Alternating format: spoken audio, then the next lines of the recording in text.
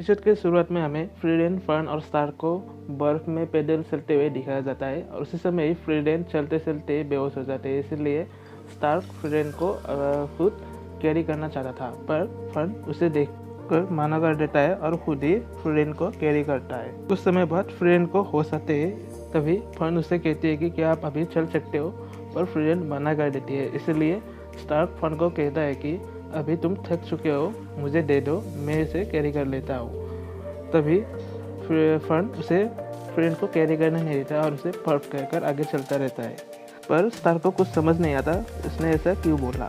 कुछ समय चलने के बाद उन लोगों को एक विलेज दिख जाता है और वो लोग उसी विलेज में चले जाते हैं। तभी फ्रेंड को वहाँ के विलेज चीफ मिलते हैं और विलेज चीफ उसे कहती है कि हम आपके इंतज़ार कर रहे थे।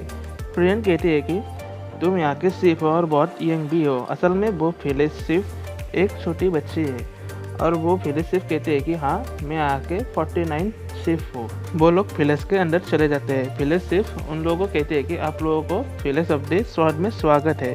तभी फ्रीडेन विलेज चीफ से कहती है कि विलेज के बाहर मुझे कुछ केबिन टूटा हुआ दिखा था, वो कैसे हुआ। विलेज चीफ कहते हैं कि वो पुराने हंटिंग केबिन से और उन केबिन्स को वहाँ के माउंटेन लॉर्ड ने तोड़ा है।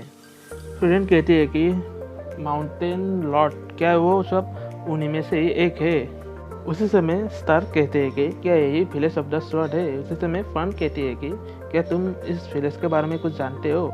तभी स्टार्क कहता है कि हाँ, यहाँ के लोग ही हीरो स्वॉर्ड को प्रोटेक्ट करते हैं।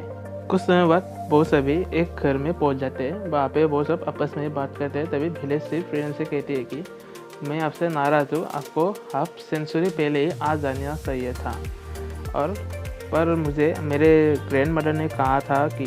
तभी फ्रेंड कहते हैं कि मैंने उसे कहा था कि मैं 80 साल बाद ही यहाँ पे आऊँगा, और तुम लोग हीरो स्वॉर्ड को प्रोटेक्ट करते हो तो अपने आप को भी अच्छे से प्रोटेक्ट कर सकते हो। तभी विलेज चीफ कहती है कि हाँ, मुझे पता है, पर फिर भी हमें आपकी ज़रूरत है। तभी फर्न कहती है कि कैसा ज़रूरत। फ्रीडेन कहती है कि यहाँ पे बहुत सारे मॉन्स्टर अपीयर होते रहते हैं, हमें उन सभी को एग्जीक्यूशन करना पड़ेगा और मैं कल से ही अपना काम शुरू करूँगा। अगले सीन में हमें फ्रीडेन, स्टार्क और फर्न को एक साथ मॉन्स्टर से लड़ते हुए दिखाया जाता है। मॉन्स्टर से लड़ते लड़ते स्टार्क एक गुफा के पास जा पहुँचता है जहाँ पे बहुत सारे मॉन्स्टर है और वो वहाँ पे सारे मॉन्स्टर को ख़त्म कर देते हैं। पर तभी वहाँ पे माउंटेन लॉर्ड आते हैं और स्टार्क के ऊपर हमला कर देते हैं, और उसी समय ही फ्यूजन भी वहाँ पे आते हैं और दोनों मिलकर उस माउंटेन लॉर्ड को भी हरा देते हैं। स्टार्क उस गुफा में देखकर कुछ सोचता है। असल में उस गुफा में हीरो स्वॉर्ड था और वो फ्रीडेन से इसके बारे में पूछता है। फ्रीडेन उन लोगों को सच्चाई बताता है कि असल में हिमेल उस तलवार को नहीं उठा पाया था। असल में हिमेल को हर कोई हिमेल का हीरो कहता है और हीरो वही होता है जो इस तलवार को उठा पाए, पर हिमेल नाकामयाब हुआ। और हिमेल ने कहा था कि वो इस तलवार को उठा पाए या ना पाए, फिर भी उसने डीमन लॉर्ड को हराया था और इस वर्ल्ड में पीस लाया था, तो फिर वो असली हीरो या निकली, उसे कोई फ़र्क नहीं पड़ता। तो फिर फर्न फ्रीडेन से कहती है कि तो फिर इन सच को क्यों छुपाया गया। तभी फ्रीडेन कहती है कि असल में जो लोग हिमेल को हीरो देखना चाहते थे उन्हीं लोगों ने इस सच को छुपाया था। मॉन्स्टर को मारने के बाद वो तीनों इस गांव से जाने वाले थे और तभी फ्रीडेन विलेज चीफ को कहते हैं कि मैं अगले 50 साल बाद ही यहाँ पे वापस आऊँगा। वो सभी वहाँ से निकल जाते हैं कहकर। अगले सीन में ये तीनों एक दूसरे टाउन में पहुँच जाते हैं। उसके बाद फ्रीडेन और फर्न एक रूम में होते हैं। तब फ्रीडेन फर्न से कहती है कि स्टार्क का 18th बर्थडे है, तुम उसे क्या गिफ्ट करने वाले हो। फर्न कहती है कि आपने मुझे पहले क्यों नहीं बताया, अब मैं उसे क्या दूँ। फ्रीडेन कहती है कि तुम इसी टाउन में से उसे कुछ गिफ्ट लेकर दे दो। फर्न कहती है कि मैं उसे क्या गिफ्ट दूँ, मुझे नहीं पता उसे क्या चाहिए, ये सब आपकी गलती है। उसके बाद फर्न उसे पूछती है कि आप उसे क्या गिफ्ट देने वाले हो। तभी फ्रीडेन फर्न को दिखाती है कि एक पोशन वो गिफ्ट देने वाला है स्टार्क को, जिससे कपड़ा गायब हो जाता है। फर्न गुस्से में आकर वही पोशन फ्रीडेन के ऊपर गिरा देती है और फ्रीडेन के सारे कपड़े गायब हो जाते हैं, और उसके बाद फर्न वहाँ से चली जाती है। उसके बाद फर्न स्टार्क को ढूंढते ढूंढते उसके रूम में चले जाते हैं, पर स्टार्क वहाँ पे नहीं होते हैं। वो पूरे शहर में ढूंढते हैं स्टार्क को, और जिसको वो स्टार्क के बारे में पूछते हैं वो कहता है कि स्टार्क ने उसे कुछ समय पहले ही मदद किया है। उसके बाद वो सोचता है कि स्टार्क तो बहुत ही अच्छा है, वो फ्रीडन के वो गंदे गिफ्ट कभी नहीं लेंगे। ऐसे ढूंढते ढूंढते कुछ समय बाद उसे स्टार्क मिल जाता है। वो जब स्टार्क को बुलाने जाते हैं तब स्टार्क बादल में देखकर वो कहता है कि ये बादल तो बूब जैसे है। ये सुनकर फन मन ही मन सोचता है कि ये एक परवर्ती है। तब फिर भी वो स्टार्क को बुला लेते हैं। स्टार्क फन को देखकर बादल की ओर दिखाने की कोशिश करता है, पर तभी वो रुक जाता है और उसे सॉरी कहता है और कहता है कि कुछ नहीं। उसके बाद वो दोनों वहाँ से चले जाते हैं। जाते जाते फन स्टार्क को कहता है कि तुम्हें कुछ चाहिए क्या। स्टार्क कहता है कि किस लिए।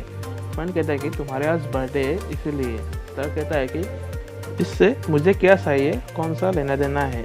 फन कहते हैं कि मुझे तुम्हें कुछ गिफ्ट देना है इसीलिए। तुम्हें मुझे कुछ देना है इसलिए।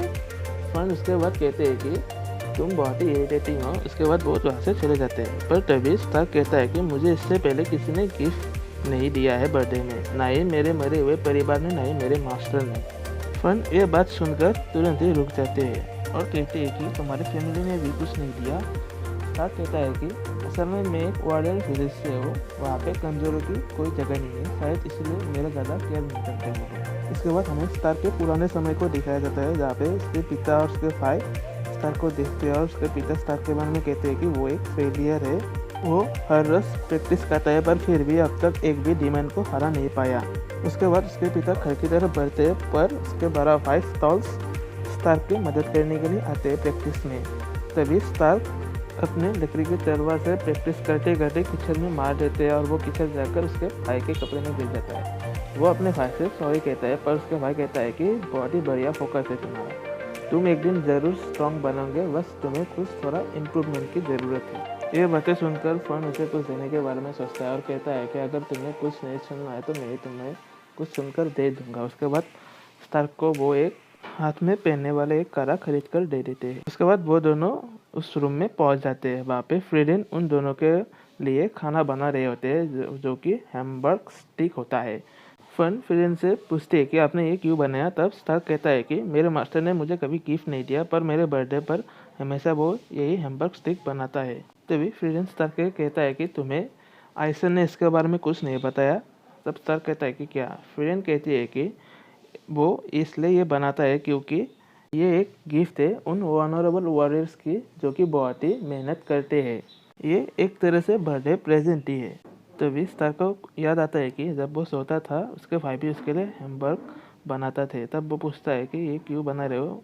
तब उसका बड़ा भाई कहता है कि तुम्हारा आज बर्थडे है ना, इसलिए मैं बना रहा हूँ और तुम बाकी फैमिली मेम्बर्स को इसके बारे में नहीं बताओगे। इसके बाद हमें दिखाया जाता है कि उन लोगों के गांव में कुछ डीमंस ने हमला कर दिया था। तभी उसके भाई स्टार्क को वहाँ से भागने के लिए कह रहता है और वो वहाँ से भाग जाते हैं और उसके बाद वो रोते रोते वो हैमबर्ग खाते रहते हैं फ्रीडन और फन के सामने।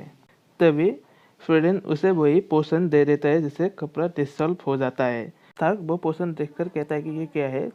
फिर फन कहती है कि इससे तुम्हें कुछ लेना देना नहीं है। तब स्टार्क कहता है कि क्यों। तब फन कहती है कि पर्वत। तब स्टार्क कहता है कि मैं पर्वत कैसे हुआ। फन फिर से कहता है कि पर्वत। वो गुस्से में कहता है मुझे पर्वत क्यों कह रहे हो। इसी के साथ ही ये एपिसोड ख़त्म होता है। अगर मेरा एक्सप्लेनेशन आप लोगों को अच्छा लगा तो ये चैनल ज़रूर सब्सक्राइब करिए और इस वीडियो को लाइक ज़रूर करिए और बेल आइकन को भी ज़रूर दबा दीजिए।